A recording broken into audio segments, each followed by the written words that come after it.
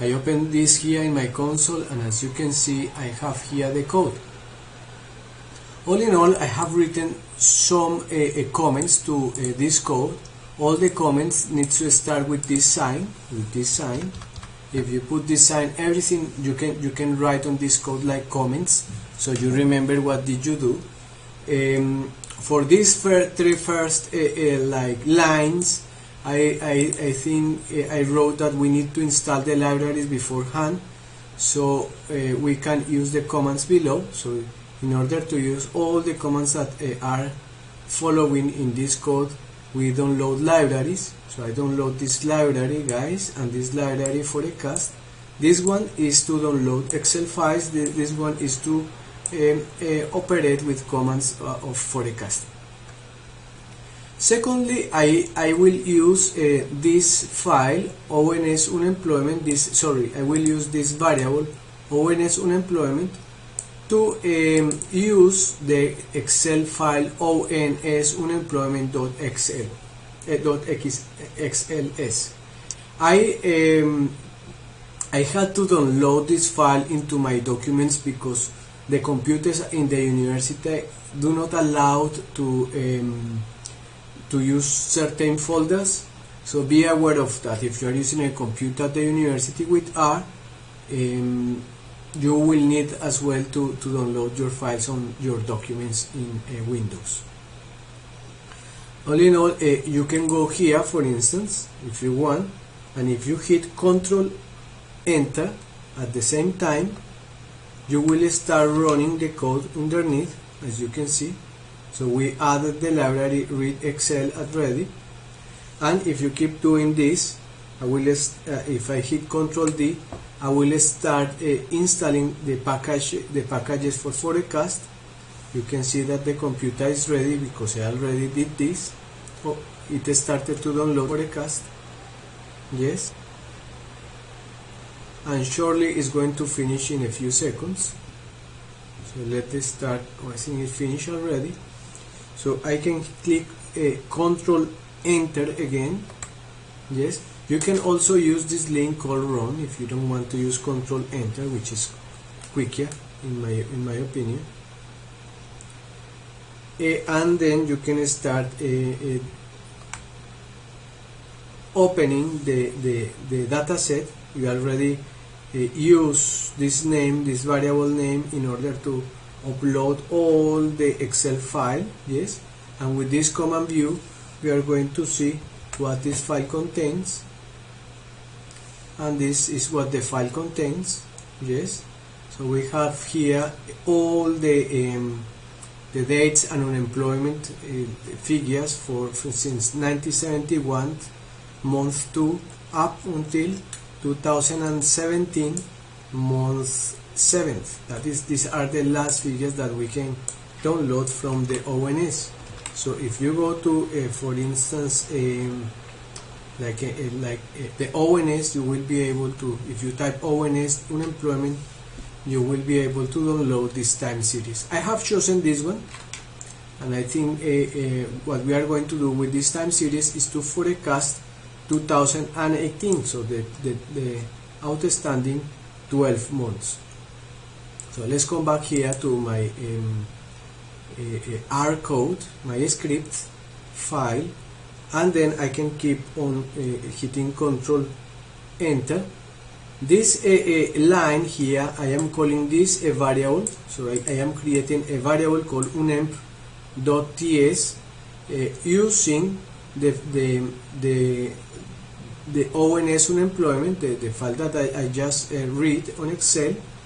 I am saying with this command ts that this is a time series file, and I am saying to as well to R that this data set, the name ONS unemployment, and this sign plus unemployment, this is the column unemployment that we can see here. Yes, start in 1971 in the period 2 and end in the year 2017 in the period 7, and that the frequency is 12 because we have 12 months per year. With this, the computer knows then that all of these series have certain date. Okay, finally, what we are going to do is to plot this variable that we created here to see what it has. So I hit again Control Enter, and as you can see here on your right hand side, we have the unemployment since 1971 up until July 2017. Yes, it looks like this. The next section, the last lecture, I explained about partitions, and I explained that we need to have a section or a period for the training period and a period of validation. And afterwards we can use both of these periods in order to forecast. So imagine that the training period is a period in which you simply train your forecast, and you compare that forecast with the validation. Yes, so the validation is going to work like as the sparring to which we compare if our forecast actually is working. Afterwards, we use the data set with the times, with the training period plus the validation period, and then with the whole time series, all this time series that is on this screen, we will try to forecast 2018, the months after July 2017 up until July 2018. So all in all, I want to create a variable which is going to be 12 because I want to forecast 12 months. So a step ahead is going to be the name of the variable, and it's going to be 12 periods. In this case, it's 12 months.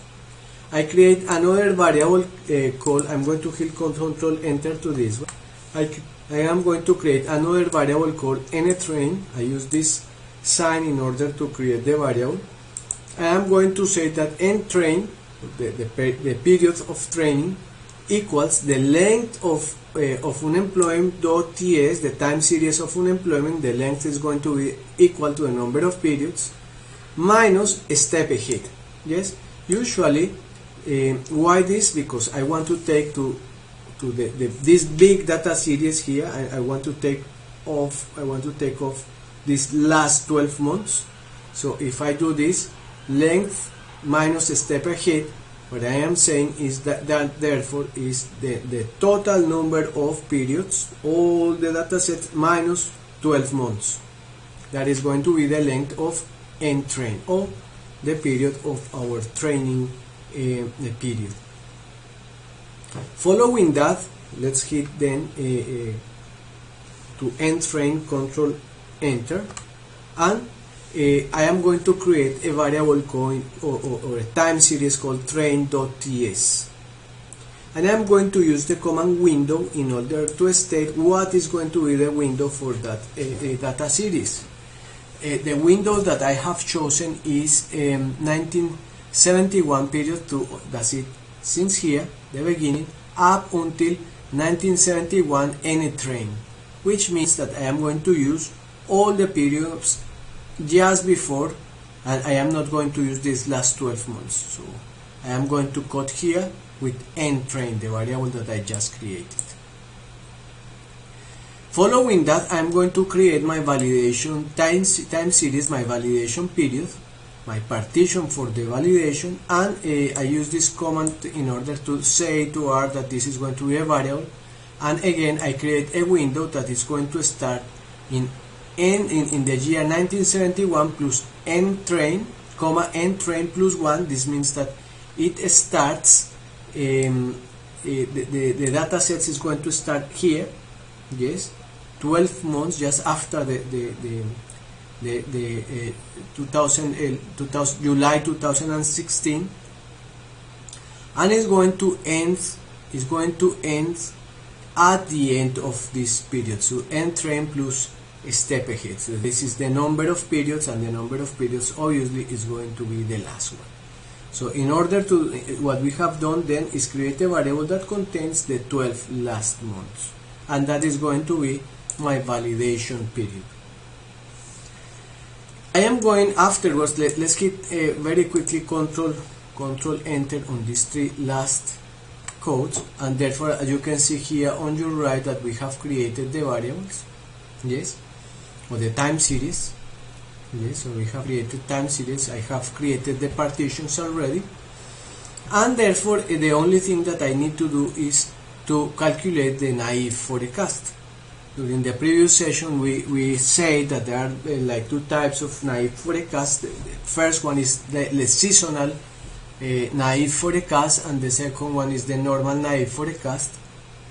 And a naive forecast just relies on previous observations of the same series.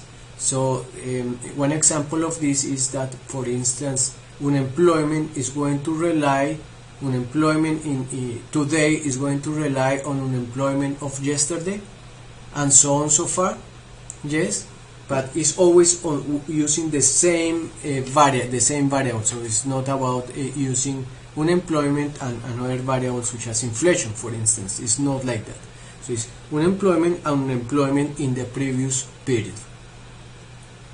So the variable here is calculating naive forecast, and this I am calling this variable the result of a seasonal naive, which first I am going to use the time series, the training period, and the frequency of this time series is obviously going to be the 12. Well, the frequency is going to be all the points in this time series. So this is H. Remember that if you do not understand something, what is for instance H or something, you can always type help and for instance S naive, yes, and hit enter. And here on your right hand side they will give you the description of naive and random walk forecasts, and you will be able to see some examples on how to use. Here H is the number of periods for forecasting. Therefore here we are going to know that frequency equals actually 12. If you hit here frequency, sorry, I think I'm typing this in the wrong place. You type here frequency train.ts, you will see that the frequency is 12. Yes, so all in all the periods to forecast therefore are 12 months, and we have a seasonal forecast.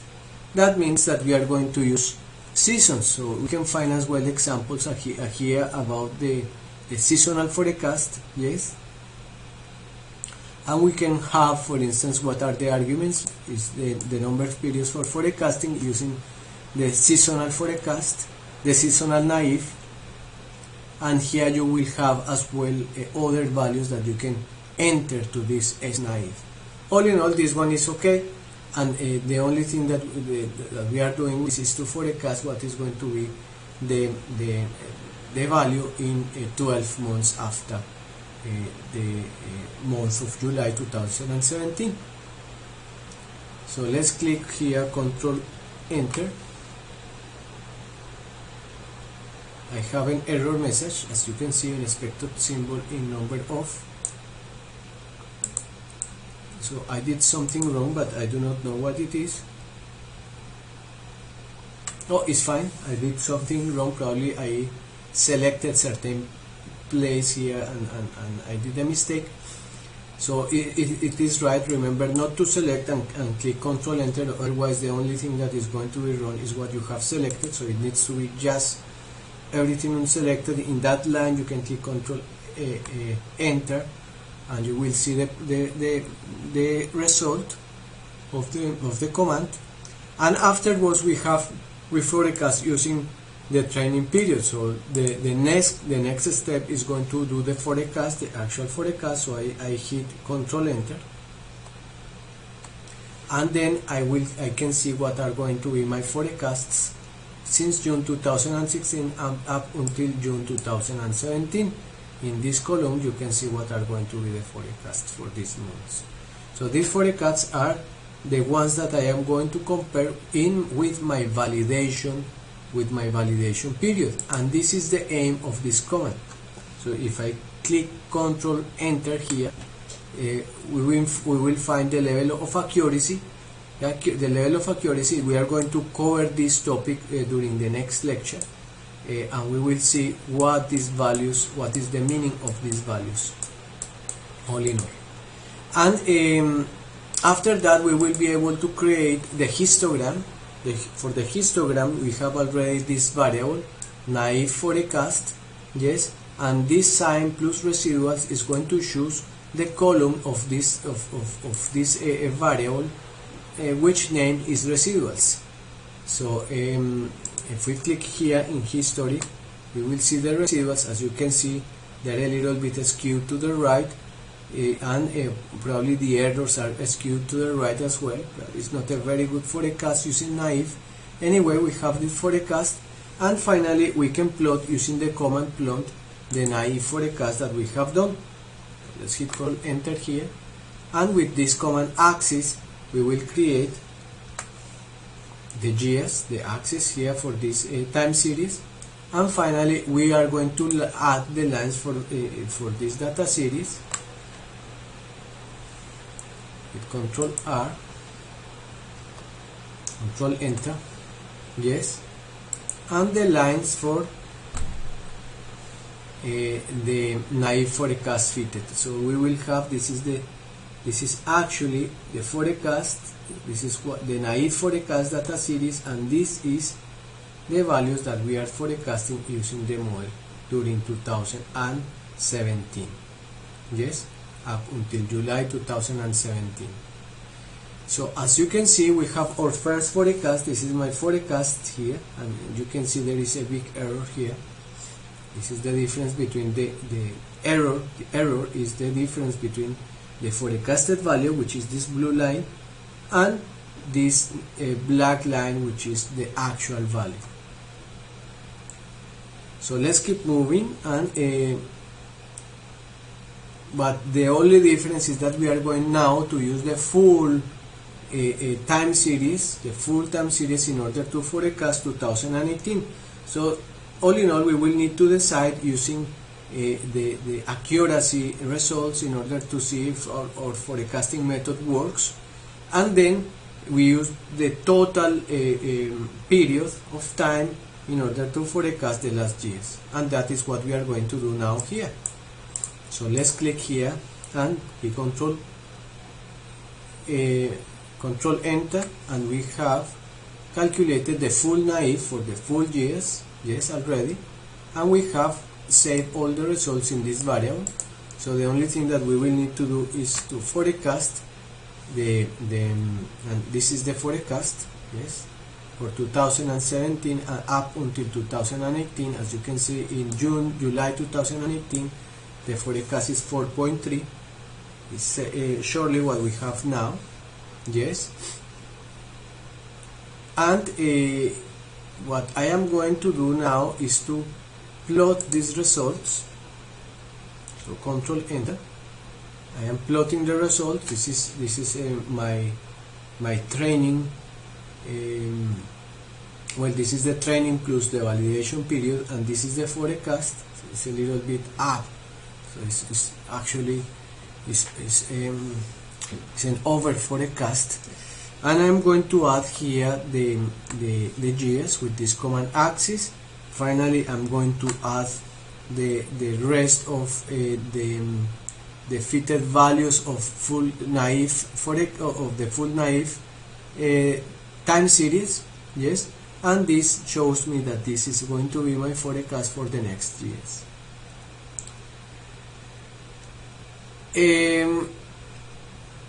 I have this code to calculate the same, doing the roll forward 1 month ahead forecast. All in all, the idea is that I am going to roll the training period to the right every time that I do that I roll one period, my training validation, my training period, I am going to calculate the forecast and so on so far, and obviously the validation period is going to start declining.